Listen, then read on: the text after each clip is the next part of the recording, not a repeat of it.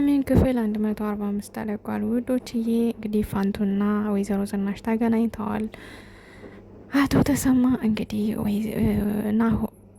ኑሃሚንን ለጥፊ መቷታል። ውዶችዬ ናሆም እንግዲህ ኤርሚን ይቅርታ ጠይቆታል።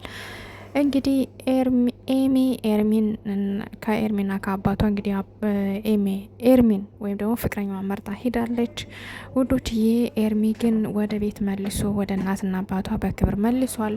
ውዶችዬ እንግዲህ የኤሚ አባት ግን ኤርሚን ሊቀበለው አልቻለም። እንግዲህ ድጋሜ ተሰማና ላይኩን ተገናኝተዋል። ላይኩን ይቅርታ ሊጠይቀው ነበረ አቶ ተሰማን ያገኘው፣ ነገር ግን በመሀል ሌላ ችግር ተፈጥሮ እንደገና ተደባድበዋል። ውዶችዬ ሮማንና ተሰማን አብረው ቁጭ ብለው የወሩ ናሆም ደርሶባቸው፣ ናሆም እንግዲህ አቶ ተሰማን መቶታል። ለቦክስ መቶት እንግዲህ ሮማን ደግሞ አስፈራራት ሄዷል። በስተመጨረሻ እንግዲህ ሽጉጡን ይዞ ሄዶ እንግዲህ አክስቱን ወይዘሪት ሮማን አስፈራርቷታል ማለት ነው በሸጉጥ ናሆሜ። ውዶችዬ በስተ መጨረሻ ናሆሜ እንግዲህ እየተደረደረ ይመጣል ማለት ነው። ምን እንደገጠመው አላውቅም፣ ብቻ ቪዲዮውን እስከ መጨረሻ ሰላም ውድና የተከበራችሁ የቻናል ቤተሰቦች እንዴት ናችሁ? ያለው እግዚአብሔር ይመስገን ሰላም። የሰላማችሁ በክርስቶስም ብዙ ይበልልኝ። ለቻናል አዲስ የሆናችሁ ሰብስክራይብ እንዲሁም ደግሞ ላይክ ሸር አድርጉልኝ። ሀሳብ አስተያየት ካላችሁ ኮሜንት ስራ አስቀምጡልኝ። ውዶችዬ እንግዲህ ባለፈው ክፍል እንዳያችሁት ማለቴ ፋንቱ እየመጣች ከሲምባ ተለይታ ወደ ቤቷ እየመጣች እንዲሁም ደግሞ የወይዘሮ ዝናሽ ደግሞ ዳጊን አግኝታ እየተመለሰች ወደ ቤቷ እየሄደች ነበር የሚያቆመው ድራማው። እንግዲህ ውዶችዬ ፋንቱና ወይዘሮ ዝናሽ እና ወይዘሮ ፋንቱ ተገናኝተዋል ማለት ነው። ተገናኝተውም እንግዲህ ተቃቅፈው ተሳስመው ከዛ ወደ ቤት እንሂድ፣ መቼም እኔን ጠቅጥቀሽኝና ረግጠሽኝ አትሄጂም፣ ወደ ቤት ልውሰድሽና እኔ ተመለሽ ብላ እንግዲህ ወይዘሮ ዝናሽ ፋንቱን ለምናት አለኝ። ነገር ግን ወይዘሮ ፋንቱ በፍጹም ሊሆን አይችልም፣ አሁን እኔ ስራ እየሰራው ነው፣ ስራ ተቀጥሬ እየሰራው ነው፣ ደስተኛ ነኝ፣ ስለዚህ እባክሽን ተይኝ በማለት እንግዲህ ነግራታለች። እንዲሁም ደግሞ ቤተሰቡ ሰላም እንደሆነና ሁላቸውም ደህና እንደሆኑ ጠይቃታለች። እንግዲህ ናሆምን ያልጠየቅሽኝ እየተገናኛችሁ ነው ወይ በማለት ጠይቃታለች። ከዛ እሷም ከተረበተበተች በኋላ እንደገና መልሳ አዎ እንገናኛለን፣ ነገር ግን እንዳትናገር ብየው ነው ላንቺ ያልነገረሽ፣ እባክሽን እንዳትቀየሚው በማለት እንግዲህ ነግራታለች ማለት ነው። እንግዲህ ወይዘሮ ዝናሽ ነገሮች ባይወጡላትም ትንሽ ቅርብ ይላትም እንግዲህ እሺ ብላ ተመልሳ ወደ ቤቷ ተመልሳለች። ከዛም እንግዲህ ናሆም ማላቀው ሰው ሆኗል ማለት ነው። እኔ እናትና ልጅ አትገናኙ እላለሁ እንዴ? ለምንድን ነው እንደዚህ የድብብቆሽ ጨዋታ የሚጫወተው ናሆም በማለት እንግዲህ ለአቶ ላይኩን ነግረዋለች። አቶ ላይኩንም እንግዲህ አንቺ ንጹሕ ልብ ያለሽ ሴት ነሽ፣ እባክሽን ወይዘሮ ዝናሽ ተረጋጊ፣ ይዞሽ ምናምን በማለት እንግዲህ አረጋግቷታል ማለት ነው። ውዶችዬ እንግዲህ አቶ ተሰማ ከሚስቱ ጋር እየተጨቃጨቀ ነበረ።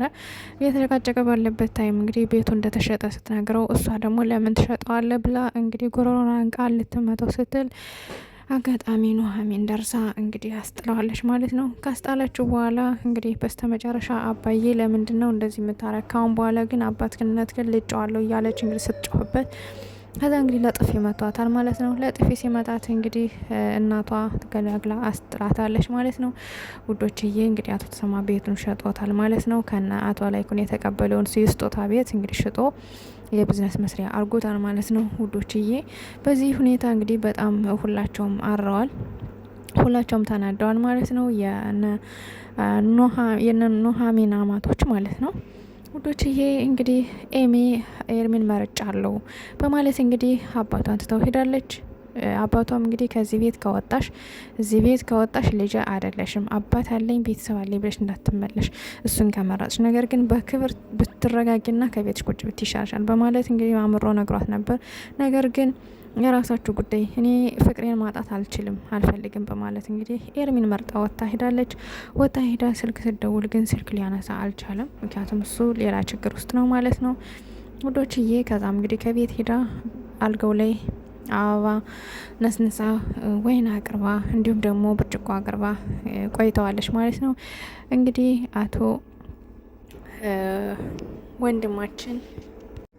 ውዶችዬ እንግዲህ ኤርሚ አጋጣሚ ኤሚን ማለቴ ናሆም ሊያገኝ ሂዶ ነበረ። ከናሆም ጋር ከተለያየ በኋላ እንግዲህ ናሆም ይቅርታ ጠይቆታል ኤርሚን። ከዛም በኋላ እንግዲህ ሮማንና አቶ ተሰማን ሲያገኛቸው ናሆም ተናዶ እንግዲህ አቶ ተሰማን ለቦክስ መጥቶት ሄዷል ማለት ነው። እንዲሁም ሮማን አስፈራርቷት ሄዳለች። አስፈራርቷት ከሄደ በኋላ እንግዲህ አቶ ተሰማ ይቅርታ ሊጠይቀው መጥቶ ነበር። ይቅርታ ሊጠይቀው ሲሄድ ግን አንተ የተረገምክ ልጅ ግን ሰዳህ አስደበደብከኝ አይደል በማለት እንግዲህ ሲፎክርበት ነበረ። አንተን ይቅርታ ልል መጥቼ እንደዚህ ትለኛለህ በማለት እንግዲህ ጠብ ገጥሞ ነበር። ነገር ግን አይ ካሁን በኋላ ልጅ ግን ሰዳህ አስደብድበኛል፣ አሁንም ደግሞ አልፈልግም፣ ያንተንም ይቅርታ አልፈልግም በማለት እንግዲህ ይቅርታ ሳያደርግለት ሄዷል ማለት ነው።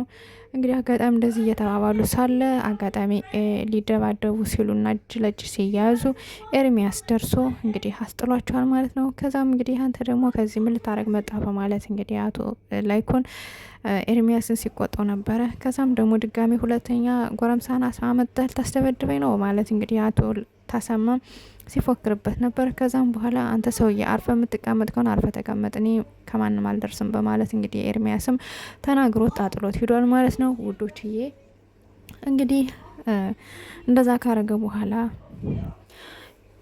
ናሆም ወደ ቤቱ ከመጣ በኋላ እናቲቱ ደግሞ ቤቱን በመሸጡና አቶ ተሰማና አቶ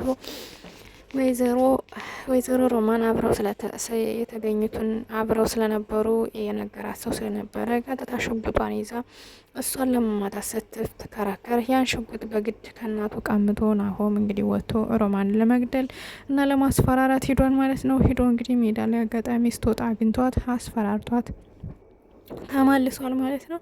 ውዶች እየሷን አስፈራርቶ ሲመለስ ግን የገጠመውን ባናቅም እየተወለከፈ መጥቶ ከቤት ወድቋል ማለት ነው። ናሆሜ ውዶችዬ እንግዲህ ኑሐሚን በአባቷ ቤት መሸጥ እናቴን ከዚህ ላምጣ ብላ ወይዘሮ ዝናሽ ፍቃዷን ጠይቃለች። ወይዘሮ ዝናሽ ምንም ችግር የለም ይሄ ቤትሽ ነው፣ ምንም እንደፈለግሽ መሆን ትችላለሽ፣ እሷም ትምጣ በማለት እንግዲህ ፈቅዳላታለች ማለት ነው። ውዶችዬ እንግዲህ ናሆም ወደታች ሊወርድ ሲል ኑሐሚን ለምነው ነበረ። እባክህን አትሂድ፣ እኔ እንድትሄድ አልፈልግም እያለች እንግዲህ ለምነው ነበር። ነገር ግን እሱ እሺ ሊላት አልቻለም።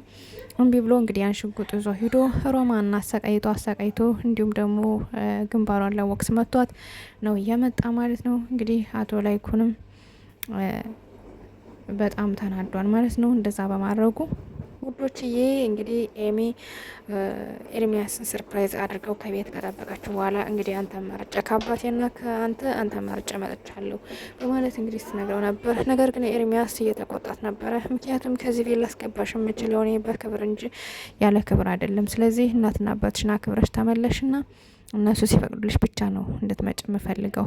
እነሱ ሲፈቅዱልሽና በስርዓት አግብቼሽ ነው ማምጣት የምፈልግ ከዚህ ቤት እንጂ ከዛ ውጭ ግን አልፈልግም በማለት እንግዲህ ተቆጥቷታል። እሷም እንግዲህ ቆይ እኔን እየተቆጣኝ ነው ምናምን በማለት እንግዲህ ብዙ ነገር ብለው ነበር። ነገር ግን ያው ለአባቷ ላለው ክብርና ለቤተሰቦቿ ካለው ክብር የተነሳ ልጅቱን ወደ ቤቷ መልሷታል ማለት ነው።